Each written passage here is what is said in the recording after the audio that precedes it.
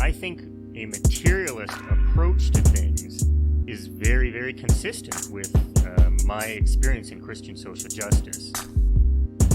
I feel like the deeper I get into anarchist practice, the deeper my faith is getting at the same time. I would hope that, securing means of life for all would be something all people of faith would say, oh yes, that's at the basis of what we believe. Those who are most marginalized know the most about the true, good, and the beautiful. To me, it's less that I think building class solidarity is a bad thing, as much as it seems like if you don't attend to things like anti-Black racism, that's always going to get in the way of building class solidarity, actually. And when you go back, you find that a lot of revolutionary grassroots participatory movements, the precursors to what you could call the barrio assemblies and these grassroots neighborhood organizations, a lot of these were sponsored by the church. What does it mean to say that the Christian tradition is internally contradictory and there are antagonisms there and you're always being faithful to some aspects and betraying other aspects? Welcome to the Magnificast, a podcast about Christianity and leftist politics. I'm Matt Pernico, a host of this podcast, and this week I'm just the host of the podcast this week. That's all I'm saying. That's good. I'm Dean Detloff, and I'm the co-host of the podcast this week. I should have said co-host. I said host like I'm the only person, and that's wrong. No, I think this time around, you're the host and I am the co-host. And I'm hosting. It couldn't be better. That's right. Okay. It's like I'm hosting Saturday Night Live. This is my opening monologue, and the whole bit is here that I didn't know I was the host. So that's cool. Yeah, that's right. It's a real Alec Baldwin kind of night. And Pete Davidson's in the crowd, and he is gonna laugh no matter what happens. Pete's wild for this Marxism stuff. He loves it. Keenan, he's got that into Staten it too. Staten Island working class sensibility. Man, I hope Saturday Night Live never comes back on. I hope it comes back on, but only with Pete Davidson and Kenan Thompson. Yeah, that's true. Kenan Thompson is my fave. I've loved him since all that. Yep. I'll never stop, really. We are not talking about SNL. We're not talking about Kenan, unfortunately. Instead, we're talking about an essay and an idea. I'll start with the idea. That sounds more exciting. We're talking about the idea of solidarity, the very possibility of such a thing.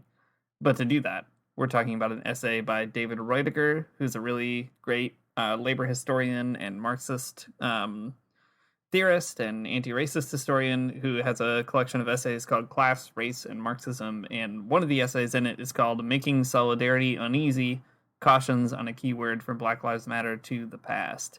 It's a really interesting article because it does exactly what it says. It makes solidarity uneasy, but as we'll see, not for that reason unachievable or unimportant. So lots of great nuances in this particular essay.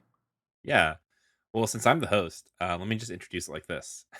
You might be wondering, well, okay, solidarity. Why would you want to make it uneasy at all? Well, let me tell you a little bit why.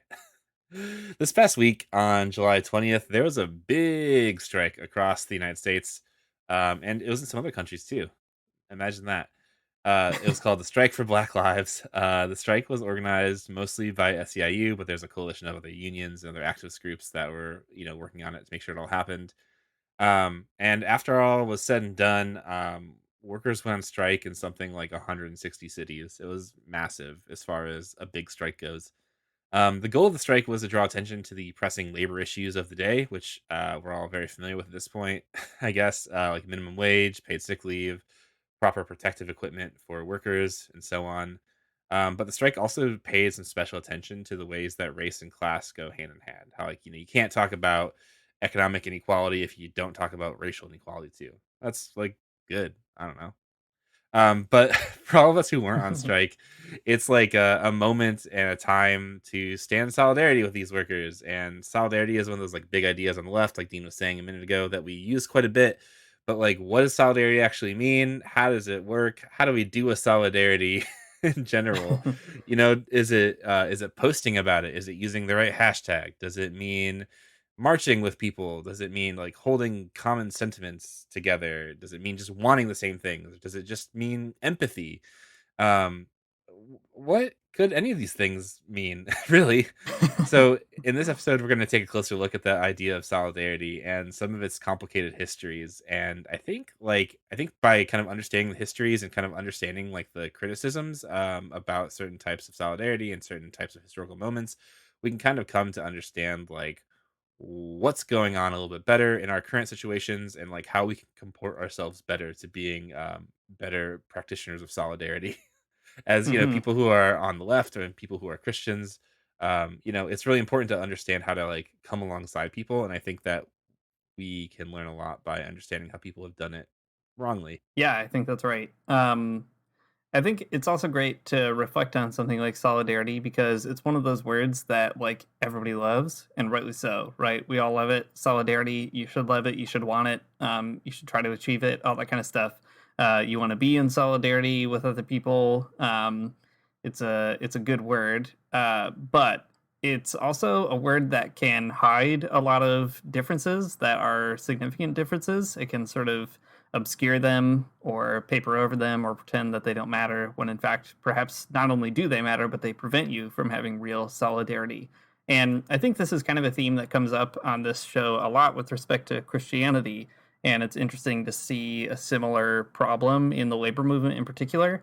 That problem is the problem of something like universality, or trying to achieve a unity based on, in this case, a common struggle in Christianity, something like a particular faith tradition or something like that.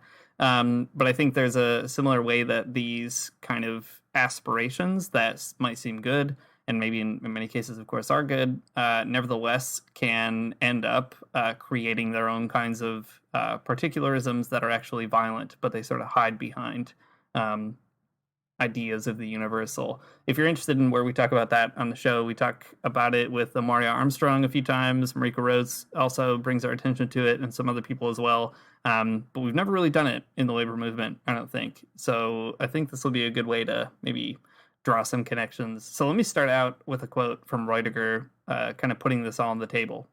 He says, Solidarity's magnificent association with the good fights is well established in its recent past. To encourage an unease with the magic seemingly worked by such a word is therefore perilous.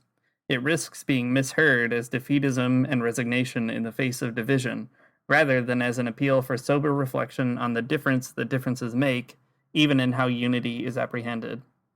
Nevertheless, the magnificence of solidarity can hardly be realized if it is tethered to impossible expectations, leaving us coming up forever short of an unexamined ideal. What I love about this approach is that Roediger isn't saying that you shouldn't have solidarity or shouldn't try to get it, but you shouldn't pretend that getting solidarity is something very easy to do. And if you do that, if you make that mistake, you'll never even get there. You'll never get to the good stuff of solidarity. So just a great reminder that we should be careful as on the left. It's a good reminder. You gotta be reminded of this thing particularly. Um, well, I think that's a good way to start us out. But the next thing that Rudiger does is start bringing up ways that solidarity happens or how it doesn't happen. How like sometimes the connections are sort of unusual, but like when they're made, they're very meaningful. So here's another quote, and we'll talk about maybe a specific example of problem of solidarity in a minute. But okay, here's another quote from Rudiger.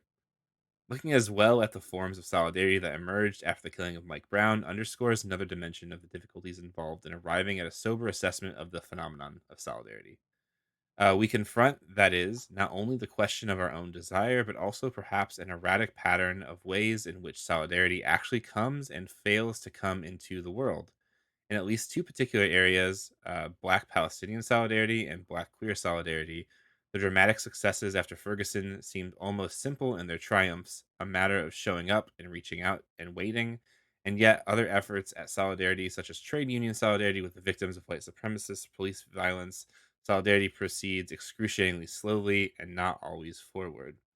I think this is interesting because I don't know, the places that you might expect solidarity to happen, like I don't know, a trade union, or a labor union. It seems like that would be like a pretty easy spot for these kind of things to form, right? Like the rank and file of some like low wage but unionized jobs like food service or like grocery store workers or whatever are oftentimes people of color, and you think that those lines of solidarity would be like, really quick to form because like that's the rank and file after all. But there are ways that just like doesn't happen, and we're seeing that kind of replay out. But yeah, I think it's really interesting. Sometimes solidarity happens just in places you wouldn't directly expect, right? Like the connection between Ferguson and Palestine is not, it's a line that you have to take some time to draw, but it's there in an interesting way. Yeah, and not only is it there in an interesting way, but as Roediger says, it was there in almost a simple way, right? Just showing up, reaching out, and waiting. Roediger goes into greater detail about how those forms of solidarity actually emerged. So it's not like he's just like, look, these ones are easy and the institutional ones are hard. There are particular contours to them. But I think it's really useful that he kind of makes the suggestion that if we're going to talk about solidarity, we have to understand how it gets used and how it also gets sort of abused. So, for instance, like he notes in particular the ways that like institutional labor can't seem to mobilize in the right way or immediately in response to racialized violence or the killing of Black people in the streets by police. Because they also feel some kind of bizarre solidarity with police unions because they're part of the AFL or something, AFL-CIO. And I think it's just good to recognize that having conversations about solidarity might not only unify you in some ways, but it might pit you against certain segments of the left in other ways. And that's like a really, really tough thing to sort out, but very important rather than pretending that it's an easy thing to do. Right. Well, here's an example of the complication. So this is written, not right now, in the past, and the example of Mike Brown kind of shows you the date that we're working with here. But um, this is what Roediger says about labor and cops, and kind of how he outlines the narrative around the institutionalized like labor unions and how this works out, during the first protest in Ferguson, not the most recent ones. Okay, so Roediger says the heralded statement on Ferguson by the AFL-CIO head Richard Trumka turned out to offer a re-acknowledgement of the position that police unions are labor unions just like any other. As Trumka put it, this is a quote from Richard Trumka, the president of the AFL-CIO, in case you didn't know. The AFL-CIO, by the way, is a big it's like the managing head of like labor unions that kind of knits all these different labor unions together. It's a thing. Okay. Anyways, this is what Richard Trumka says. Leslie McSpadden, Michael Brown's mother, who works at a grocery store, is our sister, an AFL-CIO union member. And Darren Wilson, the officer who killed Mike Brown, is a union member's son. Is a union member too, and he is our brother. Our brother killed our sister's son, and we do not have to wait for the judgment of prosecutors or courts to tell us how terrible this is. That's the quote from Richard Trumka. It's very confusing. And then Roediger goes on to say, mobilization of membership by the AFL-CIO for demonstrations in solidarity with Mike Brown was unsurprisingly meager. So I guess like what's important to draw out here is that, okay, Richard Trumka, this guy who's the president of all of these labor unions, the AFL-CIO, and he's on the one hand we have this woman who is our union sister, and on the other hand we have this guy who's our union brother, and like this like whole family analogy is so like absolutely bizarre, but like because Trumka like frames it in this way that these are both just workers who these things have happened to, like all we can do is say how terrible it is, and that like prohibits him from doing the work of solidarity. And in response, the AFL-CIO demonstrations weren't exactly great for Mike Brown. And we see the same exact thing playing out right now. The moment I don't know how involved everyone is in the discourse of labor on Twitter or elsewhere on social media, but these conversations have kind of reemerged about police unions. In case you don't know, um, there's a really good article that Kim Kelly. I don't know if you know her. She's a good labor reporter, Hmm. but she has written a lot about police unions lately. Just a ton. She's kind of always on the beat, and I appreciate that about her. She wrote a piece a while back in Teen Vogue, which is cool. And it was called "Police Unions: What to Know and Why They Don't Belong in the Labor Movement." And she kind of the whole thing is like is a really good sort of explainer if you don't know. So go read Teen Vogue. I don't know. Teen Vogue is where all the good radical stuff is these days. So I don't know what to do about that. I don't know how to process that information in my brain, but okay, it's pretty cool. Anyway, so this is what Kim Kelly writes, just kind of like a really quick summarization of like what's going on right now. In a statement that also called for the resignation of Minneapolis Police Union President Bob Kroll, the AFL-CIO, this is the right now, Richard Trumka is still the president, but whatever. The AFL-CIO instead called for the reform of police unions and policing, insisting that the answer was to engage police unions rather than to isolate them. And then she says, meanwhile, smaller locals and member unions have been making their own stances clear and keeping up the pressure. Rank and file members of various unions are brainstorming ways to push their leadership into action. So I guess like the whole reason I want to draw this out though is that it demonstrates the way that sometimes solidarity is like slow but also confused. Hmm. That these places where you think solidarity should be, like labor. I mean, the example we started the show off with, the strike for Black Lives, right? It's about calling out not just uh, economic inequality, but also racial inequality. Like that's an expression of solidarity, but in the larger structure of the labor movement in the United States, this has been like painfully slow, very confusing, and also contradictory, right? Where the AFL-CIO at the very top, those folks will say one thing that, well, they're just workers like anybody else, whatever. All the like at the local levels, smaller unions, local unions, etc., have been way more vocal about trying to get the leadership of the national unions to like oust police from stop representing them basically. And yeah, I don't know, it's a good example of the ways that the labor union works against itself, the way that solidarity can work against itself, the way that these topics become very complicated.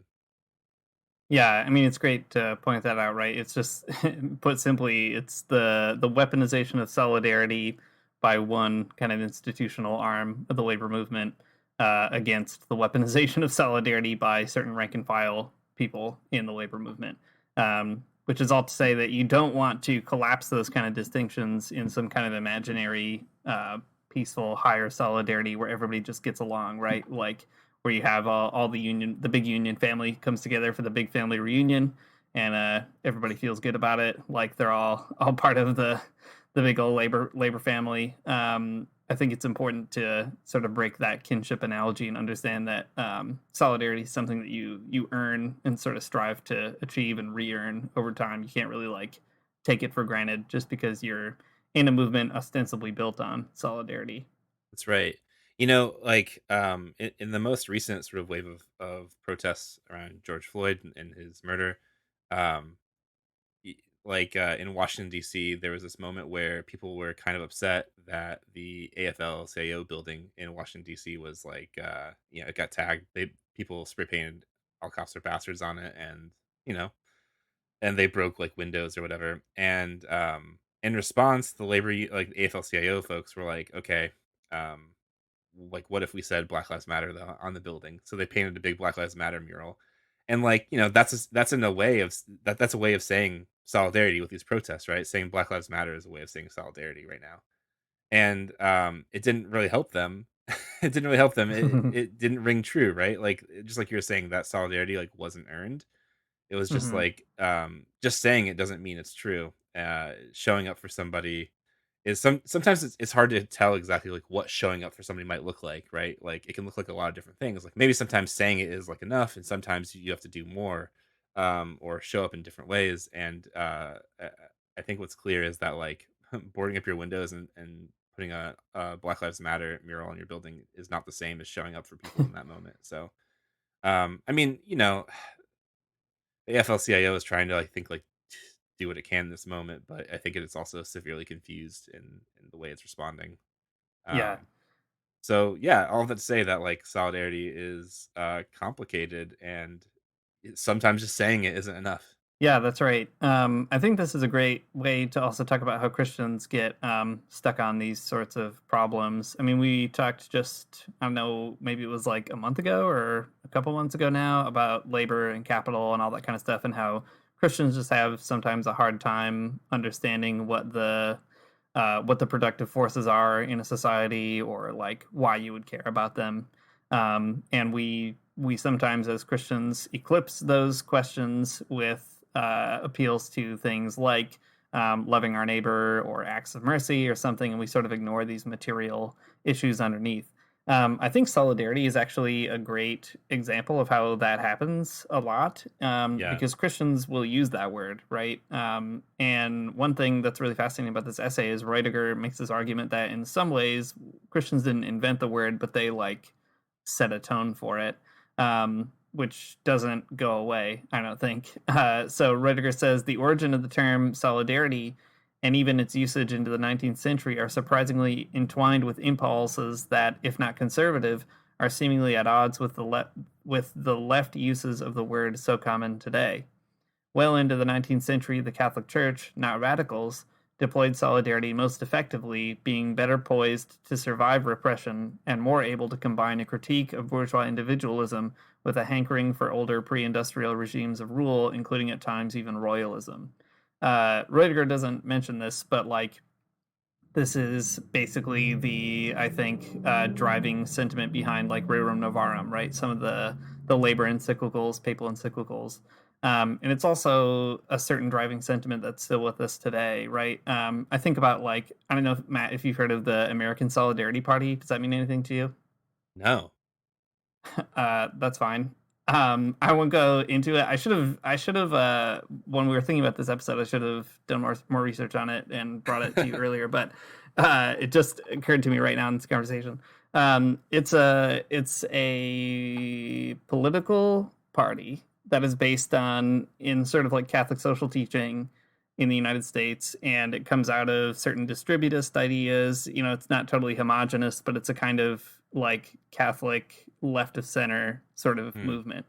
And the fact that it's called the American Solidarity Party, I think, is just such a great illustration of this, because they'll often position themselves against Marxism or communism, right? They go out of their way to say that's not what we're about. What we're really about is building solidarity in this kind of Christian way.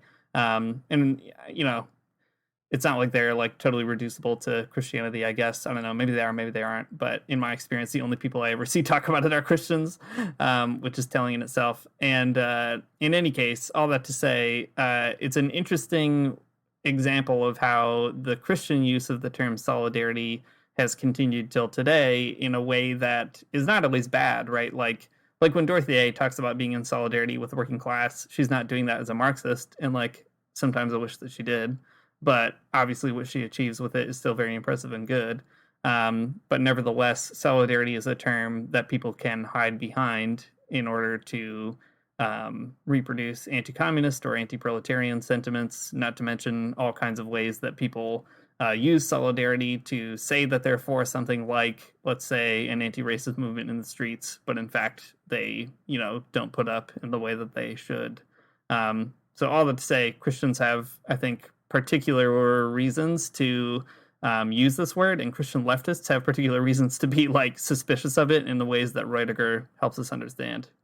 So solidarity has some roots in Christianity and Catholicism, and I think that's always really interesting connection for our show.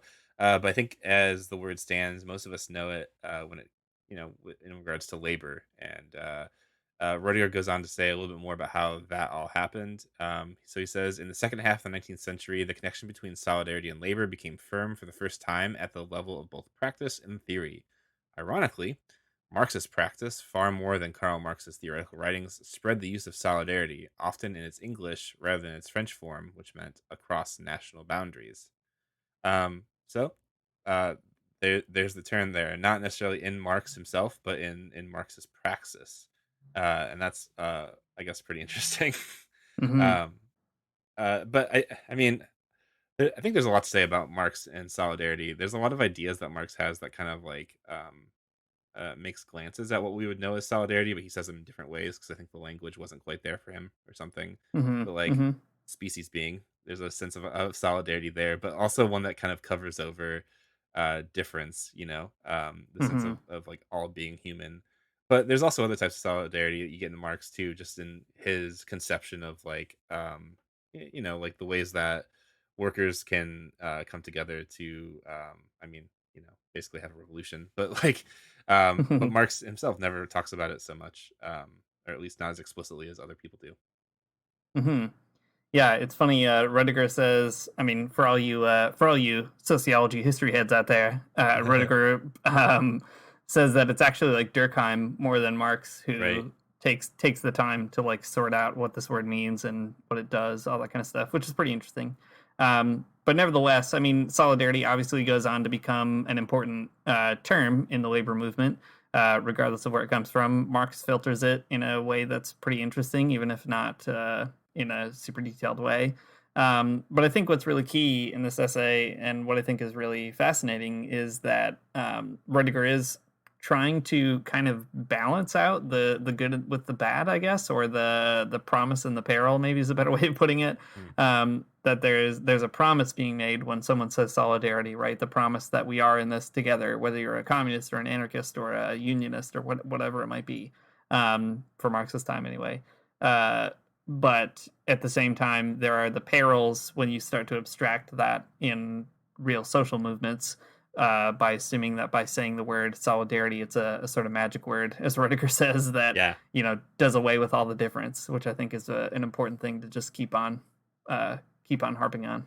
Okay, thinking through this, Roediger is a historian. I mean, he's theorizing this, but he also does point us back to history.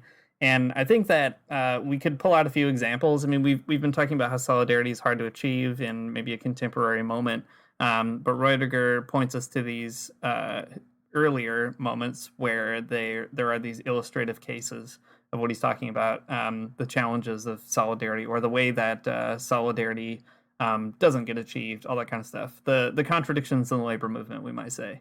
Right. Yeah, so he offers a lot of examples. He talks about, like, he has a really interesting reading of the Bacon Rebellion, which if you're into U.S. history, Roediger has a really neat way of talking about that. One that we kind of thought we'd talk about, because it's really fascinating, is the support of the labor movement for what was called the Chinese Exclusion Act. So we'll talk about that in a minute, but there's a quote that kind of sets this up where Roediger says, "To imagine ourselves in solidarity with social movements of the past challenges us to remember them as presenting both ways forward and ways in which broad solidarities have often been elusive and difficult." So, he's saying as a historian, we should learn from the past, but we should learn from it in a sort of critical way.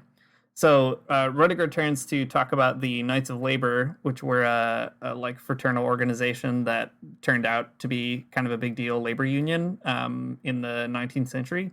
They are responsible for all the labor slogans that you still hear today, like "an injury to one is an injury for all," or "to all." They had a lot of interesting things too. They the Knights of Labor are really wild because not in addition to like doing strikes and stuff, they also had like choirs and like sports halls. Just like a really interesting kind of phenomenon. Anyway, in spite of all that good stuff that they did do, they also did some very bad stuff, including supporting the Chinese Exclusion Act, which was signed in 1882 that excluded Chinese workers from the U.S., which they supported on the grounds that, I mean, first of all, racist grounds, but also the grounds that they like took away their jobs. Anything you want to say about that example, Matt? Anything that really strikes you about how Roediger pulls that out?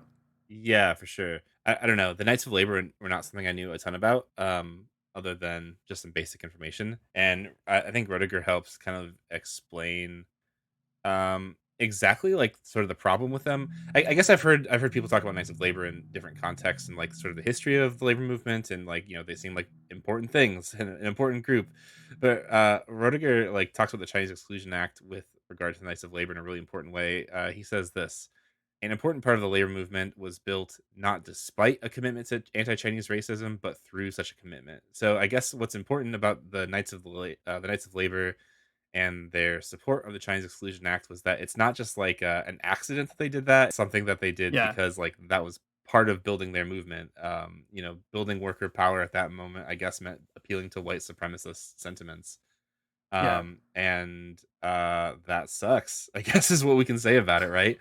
But like going back to that quote from Roediger a second ago, I think it kind of fits. That is a moment that we can understand with a lot of criticism, like important criticism. Like that is obviously bad, right?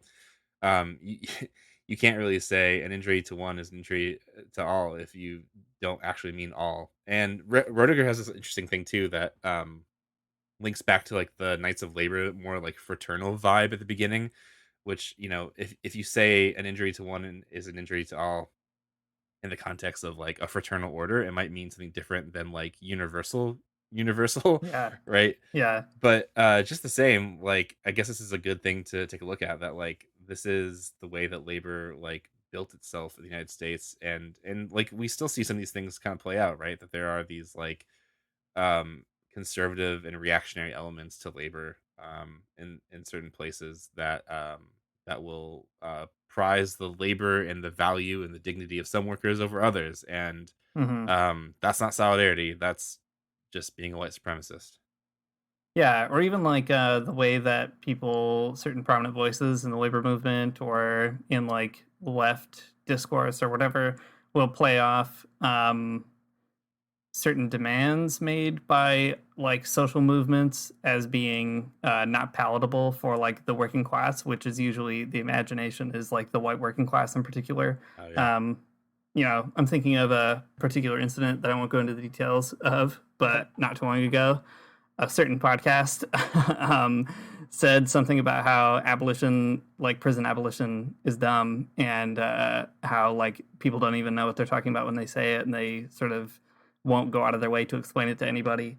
And on this particular podcast, it was a really ridiculous thing to hear because, first of all, abolitionists are always explaining stuff all the time. So it's sort of like this person telling on themselves a little bit about being like they don't do their homework. But also the subtext, of course, is like this is a ridiculous kind of demand and one that won't play. But in fact, like, prison abolition is certainly a radical thing to think. But in my experience, especially my experience as a person who talks to other people talking about organizing and all of that, it's not like the craziest thing you could ever tell somebody. No. Like, and there are a lot of people in the working class who are pretty ready to get down with it, right? So all that to say, this kind of problem of maybe privileging one imagined block of the working class over and against other members of the working class, and also over and against other people fighting for justice along anti-racist lines, let's say, is something that's unfortunately very alive and well in pretty prominent voices on the left. Yeah, totally. That's a good example, I think, of how this works out, actually. I understand that you have a historical example as well, Dean. Yeah, that's right. I do have a historical example. So, okay, we talked about, the Chinese Exclusion Act was 1882, and you might have thought, all right, well, hopefully, the labor movement got themselves together after that. Sorry to disappoint you. They super did not. And it comes out in a really, really interesting way in the story of George Washington Woodbey, who we've mentioned a few times on the show. He was a black pastor, Christian pastor, and also a member of the Socialist Party of America. He was the sole black delegate to its conventions in 1904 and 1908, I think. I should probably double check about that. But in any case, 2 conventions. In 1908 in particular, though, he addressed the problem of anti-Chinese labor in particular at the convention, and he was like one of the few voices to speak out against it. So I'll read a little bit of the speech that he gave, which is fascinating for a lot of reasons, but he says this: I'm in favor of throwing the entire world open to the inhabitants of the world. There are no foreigners, and cannot be unless some person comes down from Mars or Jupiter or someplace. So apologies to the Martian labor movement. I stand on the declaration of Thomas Paine when he said, "The world is my country." It would be a curious state of affairs for immigrants or descendants of immigrants from Europe themselves to get control of affairs in this country and then say to the Oriental immigrants that they should not come here. That's his term, of course. So far as making this a mere matter of race, I disagree decidedly with the committee that we need any kind of committee to decide this matter from a scientific standpoint. We know what we think upon the question of race now, as well as we would know 2 years from now or any other time. And what I love about this is Woodbey is standing up for other workers, of course, but he's also doing it on the grounds that, like, the labor movement is just pretending that they don't know how to answer this question. as we just saw from talking about Roediger, 30 years before this, people were staunchly anti-immigrant and anti-Chinese immigrant in particular. And that was a way of building the labor movement, not assuming that was just like an unfortunate addendum or something. And I think it's important to pull examples like this out because it shows that people were actually struggling to build solidarity within those conditions, as horrible as they were. And Woodby is just a fascinating person in the history of labor who obviously embodies all of those things at the intersection of race, labor, and thinking about immigration and other forms of racism besides anti-Black racism in the labor movement. So all that to say, the labor movement didn't figure it out, but not for a long time anyway. And obviously not completely today, but it's great that there are these kind of counterexamples of people like Woodby who are actually trying to make solidarity difficult in important ways. Yeah, Woodby is good. Woodby is goodby is what I'm going to say right now. That's my proclamation. Well, here's another example of solidarity and ways to like I guess understand the history critically and to just not paper over these things. Roediger goes on to give this other kind of interesting example of a sculpture in New York of Frederick Douglass and Susan B. Anthony having tea. It's a great sculpture, but there's some problems that Roediger points out. So he writes, the decades of their collaboration, also commemorated by their names, jointly gracing a spectacular bridge near the sculpture, richly deserve remembering. In an interview, the artist cast his own role in producing the work and its subject matter as exemplifying U.S. democracy at its best. All of that granted, the installation implies an ease in solidarity that the lives of Douglas and Anthony both exemplify and contradict. Their long and fruitful collaborations before and during the Civil War ought to be recalled, but so too should the fact that in the immediate post-war years, when the questions of African American and women's rights emerged with unprecedented intensity, bitter political splits utterly divided the two leaders. To insist that school children who visit the park would benefit from knowing both stories is not to depreciate the plain heroism and the capacity for alliance Anthony and Douglas often displayed. Nevertheless, profound structural differences in the ways in which the African American men and middle class white women experience both misery and the possibilities for redress left them in different and even opposing organizations. To understand the power of those pressures working against solidarity is also a usable part of remembering the past, alerting us to structural differences between forms of domination in the present, and allowing activists to know that not all fallings out of coalition are the result of bad faith. Okay. That's a really cool, a cool history, a cool story, a cool complication to put us at unease with solidarity. That, okay, Frederick Douglass and Susan B. Anthony, kind of known for having these like moments of collaboration, and that's very cool and very good, and we should celebrate that and learn from that whenever we can. But also, like, there were times when they didn't, and they were at odds, and they opposed one another and kind of fell out of favor with one another.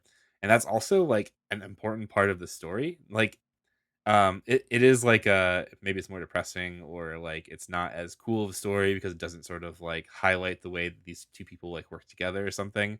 But I think it's important to understand that like inevitably there will be times when people who, both want the same things, right? Like, who both want like dignity and equality and that kind of thing. The people that want the same things will end up being on opposite sides of the conversation.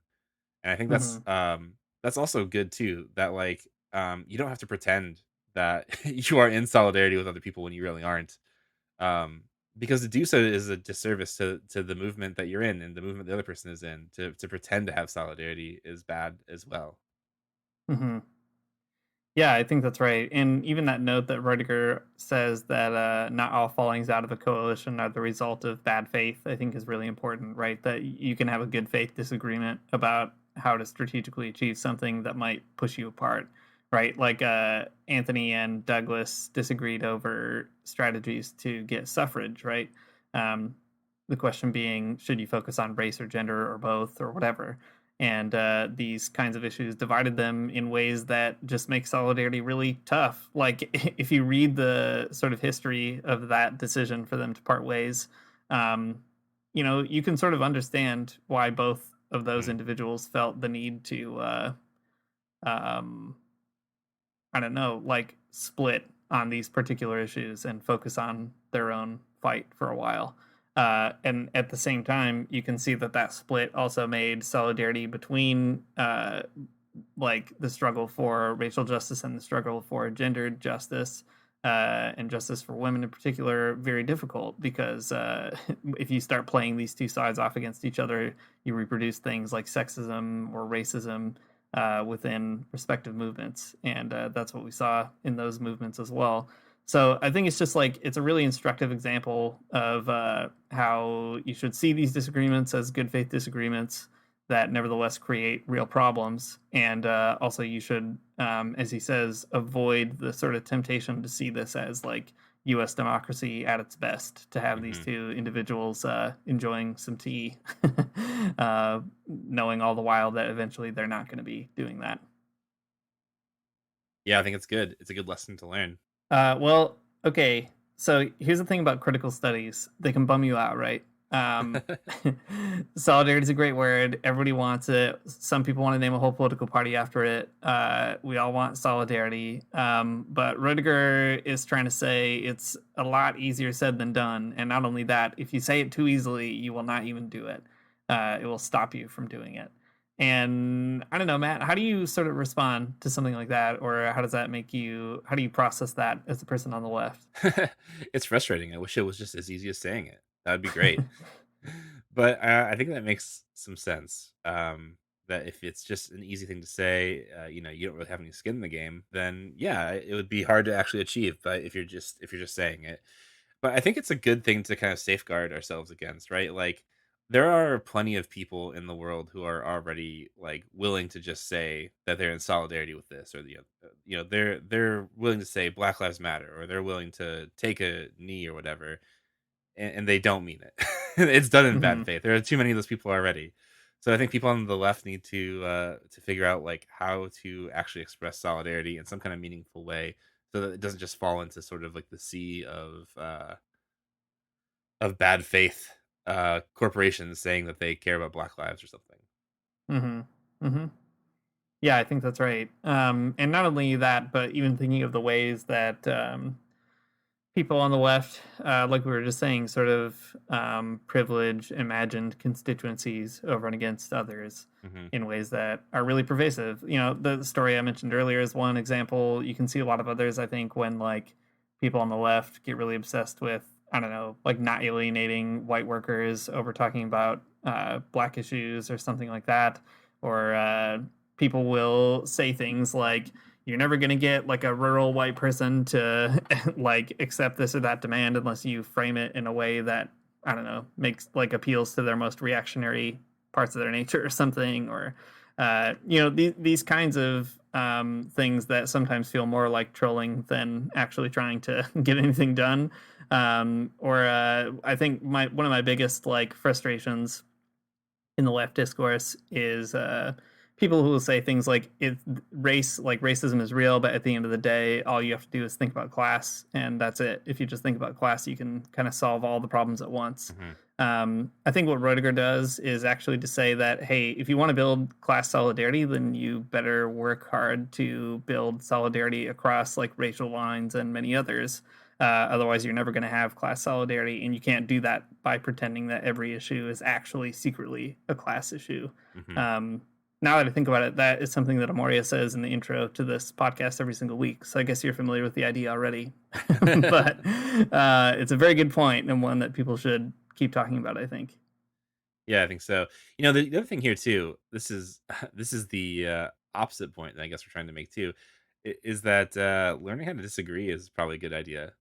The left is at this point extremely coalitional, right? Like everything is like someone's weird group working with someone else's weird group, or one campaign working with another campaign or whatever. Like the left is like this weird tapestry of things. I guess that's what I'm trying to say. And like it is super easy just to like flippantly say that we like solidarity amongst one another, but like I think sometimes there are, I don't know, just like in the example of Frederick Douglass and Susan B. Anthony or whatever, differences in strategy, and I think it's a really good idea to learn how to disagree with one another in ways that are like, this is another loaded term, but comradely. Yeah, sure. You know what I mean? It's really important that solidarity forms, and we want to have the right types of solidarity, and we want to form like the right ways, and not just like say it to say it or whatever. But it's also like it's you don't want to underestimate how important and productive disagreeing can be, and Mm-hmm. not being in solidarity with one another. I guess not. Mm-hmm. Maybe that's the wrong way of thinking about it. But like having a good disagreement that actually like means something rather than just like trying to throw one another under the bus or whatever. Yeah. No, I think that's exactly right. Yeah, I feel too like it's important to see solidarity as something that you achieve, like we said earlier, right? That and sometimes the only way to do that also is being willing to like be honest about your disagreements, such that you Yeah. can sort of hash them out.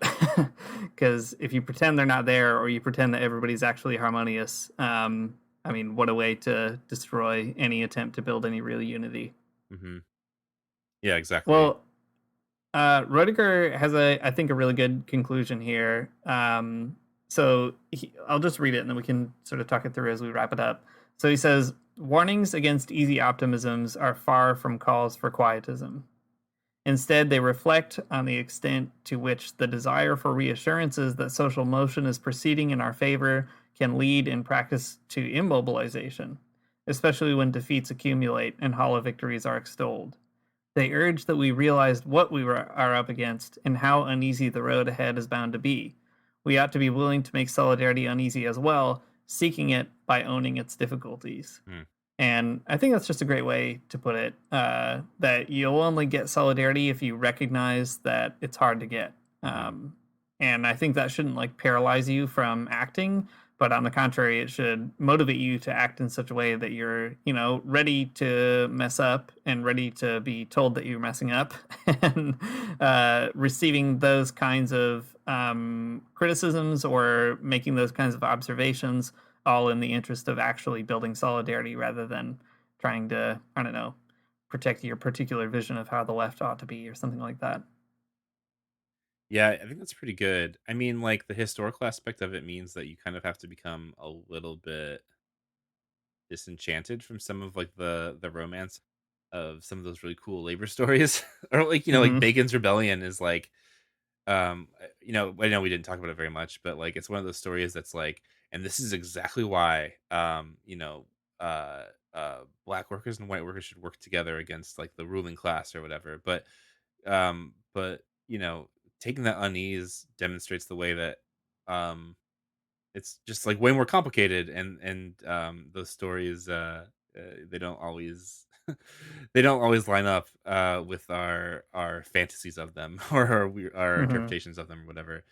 But I think it's actually helpful to kind of be, I don't know, not cynical, but to be uneasy about them, Mm-hmm. because I don't know. I mean, like to know that other people failed is good because it might let you know that you'll fail too, and that that you could be open to it. You could be open to understanding, but also not maybe not fail in the same way, which would be very positive. To fail in a whole new way would be great. Yeah, right. Yeah, to not repeat those mistakes but make better ones is a good thing. Yeah, I think so. I guess like that's a theme that we keep coming up against on Magnificast. That's like the theme of 2019, the theme of 2020 for sure. Is failing in new ways that might be better. Yeah. But I think that's true of solidarity, right? Like you might end up doing the opposite of solidarity if you don't quite get it right. And I mean that's bad. Obviously, you don't want that to happen, but being like open to that criticism I think is really important, and understanding that like I don't know, it's not like you're gonna get it just right anyways, and like and win everything all at once. So being open to failing is like, I guess, I think the left kind of needs. Yeah, I mean, we didn't spend too much time on the Christian angle this time around, but I think we've criticized there are bad Christian ways to understand solidarity, but I think there's a great line where Herbert McCabe says in the Class Struggle in Christian Love that being a Christian should make you a good comrade. And I think, for those of us that are still in the Christian tradition, like me, and trying my best to figure out how to be a good Christian and make that work for me and make myself work for it or whatever, that kind of line helps me to reflect on things like, all right, what is it about being a Christian that I hope could actually make me feel okay with the uneasiness of solidarity? And I think that that's where you can find maybe some spiritual tools to help you out, right? To allow yourself to be humble in the face of that kind of criticism, allow yourself to be for the other person and your neighbor as a person who you trust and, you know, want to lift up. And like, as the Bible says, insofar as it depends on you, don't be in conflict with anybody within the labor movement. That's the asterisk that Paul forgot to add on in that verse. So I think, you know, it's important to sort of think through how not only does Christianity kind of mess this up, but it can be I hope anyway, some kind of repository of tools and strategies that make you a better comrade, able to deal with the uneasiness of solidarity. There we go. Nailed it. Got that good Christian stuff right at the end. Yeah, that's how you do it. You got to get it in right at the end, right at the end of the wire, the end of the line, right before all the kids are about to lose focus. You hit them with that altar call and find out who's still awake. We're all going to be at the altar, crying our eyes out. It's so important. It's Thursday night at camp, and we're doing it. That's a church camp reference, and only if you've been at church camp will you know what Thursday night camp is like. We veered into very dangerous territory, so I think we have to stop it there. That's right. But build solidarity, and also know that you're going to mess it up. That's right. Thanks for listening to the Magnificast. This is the part of the episode that's like the end of Saturday Night Live, and everyone's on stage. We're all waving. I got that saxophone. That's right. Jason Sudeikis is here. He was on the show. Wasn't he great? Keenan's giving everyone a hug. It's so good. And can you believe Larry David's out there in the audience? I didn't even see him in the beginning. He's just hiding out there the whole time. Well, if you liked this episode and these Saturday Night Live references, then you can support us on Patreon at patreon.com/themagnificast. You can also leave us an iTunes review, which should be great. We don't get a lot of them these days. They're slowing down. After a few years of doing this podcast, people are giving us less, and you know what? Fine, but you could do it anyways. It'd be really cool. Great. Give us 2. Yeah, that's right. Our intro music is by Amari Armstrong, and our outro music is by The Illogical Spoon. And we'll see you next time. Get up for church in the morning, souls alive. Heaven come to earth and there won't be no church. We'll meet down by the riverside. There we'll swim with all creation. Never get tired, never bored. Don't worry, someday there'll be no dam between us and our Lord.